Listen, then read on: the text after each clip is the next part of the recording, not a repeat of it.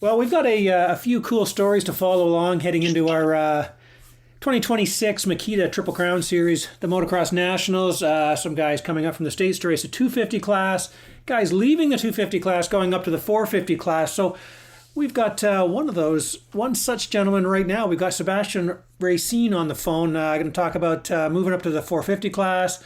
He's been doing a bunch of racing preseason stuff, so we got a few things to talk about here. So, Sebastien, thanks for chatting with us. Yeah, for sure. Thanks for doing this with me. Yeah, man. Obviously, the big news is you moving up to the 450 class from the 250 class. I've seen you race the 450 down south. Of course, you're sick of me talking about it, but you looked very comfortable on it. Do you like the 250 or the 450? Do you like the 450 as much? I like the 450 more. I mean, I've always loved super minis because they were super fast and power to weight ratio, and I feel like a 450 is kind of like that. I feel like a 250 was almost like a 125 where you're almost always, revving it, and chassis is almost always bind up. And I don't know. I had some good moments on a 250, but it was time, I think, for me to go to 450 class and ride the bike. I think that suits more my style. And I got a great opportunity with the Cowie team, and it's coming along nicely now. Okay, great. Have you got the bike set up the way you want it? Oh yeah, I mean, it took quite a bit, honestly. I think I was used to the Yamaha. I got 30 years on it, and SSS, we were running that on Yamahas for a while, and now I'm on a Cowie with TCD. So just kind of a different build style, I guess, the way they build suspension, more American style way. I mean, it took a bit to get used to, but getting pretty good now. Felt pretty good this weekend at Saint Louis for the race. Okay, it's interesting you say that. Obviously, Tim Bennett, we've all known him for a long time there at TCD. Now, was he hands-on? Like, did you actually have a meeting with him to do some testing? Yeah, they came down to Club 57 this winter when I was down there training. So they were there for a few days, and we were able to kind of get a base setup going. And actually supposed to go testing this weekend with them again. So excited about that. But yeah, really only tested with him 2 days, and since I've been on the bike. So just kind of found a ballpark and just getting used to, what the bike's doing and everything, not trying to complicate things too much because you can kind of get lost pretty easily if you start changing everything. Right. Well, speaking of that, I mean, I don't want to go too far into the weeds on this, but you mentioned that whole American style more than what you're used to. Can you kind of sum that up? Like, what do you mean? I mean, Joe builds his stuff pretty soft and really fast on the rebound side. So it's super plush, but the USL is kind of stiffer and slower rebound. So you kind of get more feedback through a bike. But it is kind of dead. So the bike doesn't move a lot. It's kind of, your wheels are not always touching around, but it kind of hovers over everything. So it's just different. I mean, it took me a little bit, but with KTM, we ran, AEO, which it was also like that. So, just kind of getting back into the comfort of things. Okay, so is that the kind of thing where you say, okay, I have to get used to this, or do you ask him to kind of change it a bit for you? Oh, we did change it a little bit from original. We kind of went a little bit faster and stuff, but kind of funny that, when we went testing in Florida, we put everything pretty fast, and I kind of went back to what he had before, which is a little bit slower and softer. So, I mean, just the way the Cowie also, the chassis, it's not the same as the Yamaha. So sometimes it likes it, sometimes it doesn't at different spots. So just kind of understanding the bike a little bit more and getting used to it. Okay. Now, again, not talk too much technical stuff, but as far as 450 power goes, obviously, famously, Eli's always asking for more, but are you the kind of guy like, okay, let's get this smoother? Do you like the hard hitting? What do you like for a 450 motor? I mean, the only really other 450 I rode was on, the Yamahas. So the Yamahas were really hard hitting power, which I did enjoy sometimes, but it was a little hard to handle at some moments. So the Cowie is a lot more linear, a smooth power all the way through. You can ride it low RPM or high RPM. Honestly, the powertrain, the motor on that is honestly unbelievable. The transmission, everything's works great. So I'm really happy about that for sure. Okay, well, that's cool. Well, the reason I wanted to obviously talk to you here preseason is because we have seen you line up against some of our top dogs heading into the 450 season. I think obviously you're going to be a guy that should be able to make things interesting in the top 5, top 3, whatever. We'll talk about where you think you should be. But okay, so you went out, obviously the big Dylan Wright, Jess Pettis. You know Jess Pettis obviously extremely well. You went 2-2 to Dylan at Gopher Dunes at round 1 of the AMO races. Now, you ended up, you were 39 seconds back in the first one, 27 in the second. Had Rempel on you in the first and Tanner Ward on you in the second.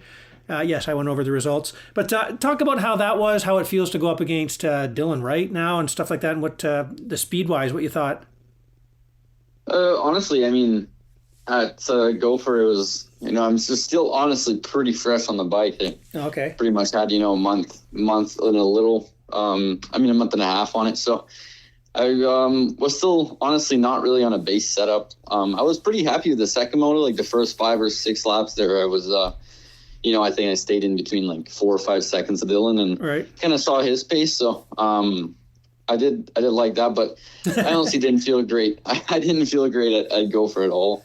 Even Sandali Moto 1, I was just struggling a little bit. And in the second moto, I kind of found we did a couple clicker stuff and kind of found some comfort and just rode and kind of like it was a practice day. I felt good, felt smooth, and just not worrying about what I should do with my bike, Okay, now what a guy like, for me, I saw a guy beat me like that, and I said, okay, I'm going to university. But when you have a guy like you said, you didn't like that, watching Dylan pull away, like, what do you think about that? Like, is it, do you tell yourself, okay, I'm just getting on this bike now, or do you beat yourself up about it, or what do you do? No, I mean, I'm not super hard on myself, especially that, it's the first year in 450 class. Right. And Dylan is absolutely unreal at Gopher. We all know that, I think. He can kind of turn the switch off when the track's rough and just kind of do whatever he wants on it. So, no, I don't beat myself up at all. I mean, we have 8 rounds, and as we saw last year, we need to make all 8 of them to win the title. So, yeah, exactly. Yeah, so I'm just I'm in it kind of for the long haul.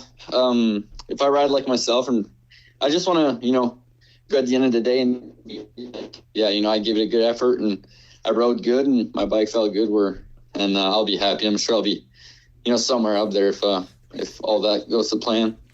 Right, now that, like, I'm talking about the Gopher Dunes round, I think seeing Tanner Ward close to you, you're probably thinking you should be right around with him, battling with him. But were you surprised to look behind you and see Dylan Rempel on his 250 behind you in that first one? Honestly, I had no clue. I passed Tanner. Steve was actually watching the race from on like the big dirt pile, I guess, beside the track. Yeah. So I didn't have anyone in the mechanics area, which I told him it was all good to go there. But so I passed Tanner, and I was just kind of looking where Tanner was. So after I passed him, I kind of just was pacing Tanner, and I had no clue Dylan was right behind me the whole time until about halfway through the last lap, and I heard a bike when I went like past a lapper, and and then I realized that he was right there, so I kind of had to hurry up and get a couple last corners together, but no, he was riding. I'm surprised that he was there. Yeah, nice. Oh, you cut out a little bit there. Oh, yeah. I was kind of surprised that he was there. I had no clue. All right. Hey, okay, so that was Gopher Dunes. You ended up, 2-2 to Dylan Wright. I mean, that'd be a pretty good 450 season if you could pull that off this summer. Yeah, that's true. Okay, now you also started this whole thing that got me into some trouble, got Ryder McNabb some flack. You didn't go to Auburn for round 2. I mean, you did tell me that you thought it was a bit fast on a 452 a couple years ago, right? Yeah, I mean, it is for sure a fast track. But for me, at the end of the day, I mean, it comes down to, is it really worth the money? For me, it's 7.5 hours away. Right. I got to get 2 hotel rooms. Yeah, I mean, to make, $900 or $1,000, it's going to cost me $900. So I'd rather stay home, ride Sandali, and just kind of get more time on the bike. And for sure, it's good to get some gate drops. But a few years back when I went there, I did a hole through my motor and a couple things. So I just decided to stay home.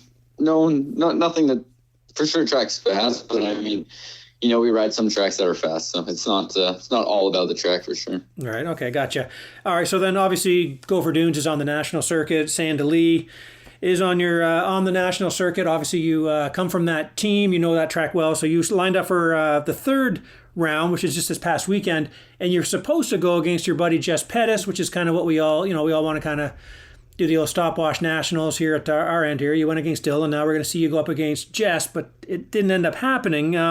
Take us through. You went 1-1 at Sandali. Take us through that day for us.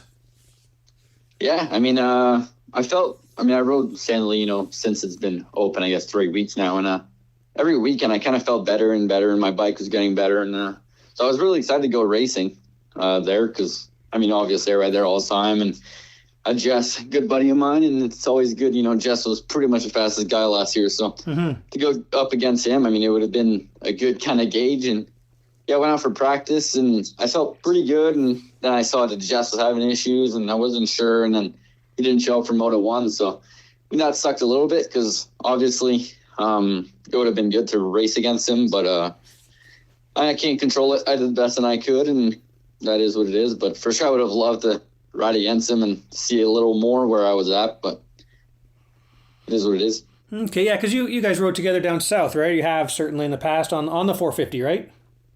Yeah. When I was a Yamaha, I used to ride with him a lot on the 450, so I do know a little bit my pace against him, and this winter I rode with him, but it's not the same on a race day. You could be as fast as you want on practice track, but right. When the gate drop, it's kind of a little bit different sometimes. Right. And how about this? Talking about you just left the 250 class, but looking behind you and seeing Ryder Malinowski on the 31 coming up here to race the full season in the 250 class. What any thoughts on that? You must have thought he was pretty quick. Obviously, with Preston Kilroy was there and stuff like that too. So, what about that? Yeah, no, he surprised me. Honestly, I wasn't expecting him to be really faster than PK. Honestly, I know him pretty good. I know PK obviously really well, and PK last year was unreal on 250, and to see Ryder kind of get good starts and kind of run out there and had a really good pace. So yeah, he surprised me a lot. He was faster than I thought, and I think he's going to be pretty good this summer for sure. Right. Yes. Considering throw him in the mix with obviously Vincent Way and Cade Johnson coming up from the States, so it could be those three guys are going to be tough to and Preston, obviously. There's going to be four pretty tough Americans to beat in the 250 class. It's maybe it's good that you're saying farewell to that class. Yeah, it would have been fun for sure. I'm sure I would have fit right in there with those guys. Sure. But hey, we're talking about bike setting. You mentioned Steve standing up there watching stuff. What's he like to work with? Like when you need something changed, or if you're thinking about maybe changing stuff, how has Steve been with you so far? Yeah, I've never really even talked to Steve before I kind of signed, and he's been nothing but good so far. Anytime I need help or any kind of anything, I just let him a text, or if he's there and we talk about it and we get a solution pretty quick. It doesn't take very long, and that's something I enjoy. When there's something I kind of need or we're working towards, then it's kind of straight to it. We're not messing around about anything. Okay, that's good. Nice. All right. So everything you need has been good so far. Hey, what's about the speaking of the Walton connection there? What's the new track like? Were you able to get on that track? I was supposed to ride on the Wednesday last week. That would have been, and I drove over there because they were supposed to do some kind of more media stuff, and it rained all morning. Right. Ended up not riding because the track was too wet, and I came back home and then raced Sandali. So I haven't rode it yet. I heard it. It looks amazing. They did a lot of work to it. The new start looks much better than the old one. The towers, everything. They put a lot of work. So I'm hoping I'm going there. I'm supposed to go there this weekend. The weather looks a little hit or miss, so we'll see getting closer there. But for sure I'll go this next week. But I'll be there eventually. But it looks good. It looks good. Okay. Hey, what about? I got to ask you, Supercross in your future or what? I don't know. That's the question I get asked a lot. Mm-hmm. When I was, with KTM at 14 or 15, whatever I was, and it's like, man, I got plenty of time. And now, I just turned 20 this winter, and I'm like, man, if I really want to do Supercross, I'll have to shoot a shot sometime soon. But yeah, I don't know. I would love to, do it for sure. But most of the teams down here don't want, you using their bike and all that for doing that stuff. So it'd kind of make me go on my own and stuff. I don't know. We'll see how the summer goes and whatever happens. But for sure, I would like to try it eventually. Right. Okay. Well, you mentioned your age. I always like to ask guys, riders, what their age, weight, and height are. What are your numbers? I just turned 20. I am 5'7", 5'8", maybe on a good day. In the morning. And about 160 pounds right now. So nothing crazy. Right where you need to be. Exactly.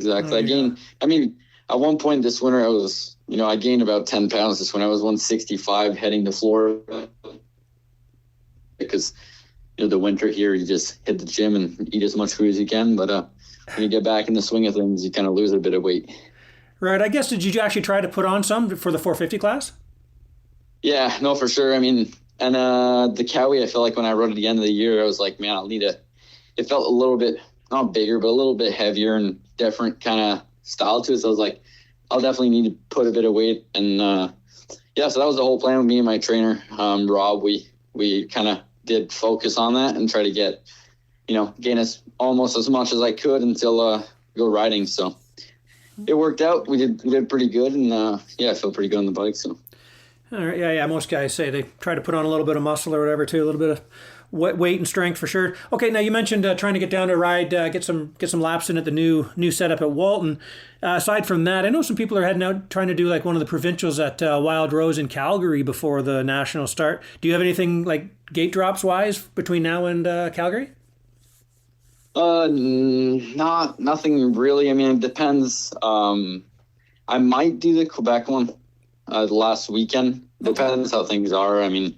That's kind of last minute too, because we're going racing on, the week after. So, we'll see. It's going to be pretty much a lap, and that's still like, I think 5 or 4.5 hours from my house. So, we'll see. If the weather's really nice and things end up that way, then I might drive over there and race.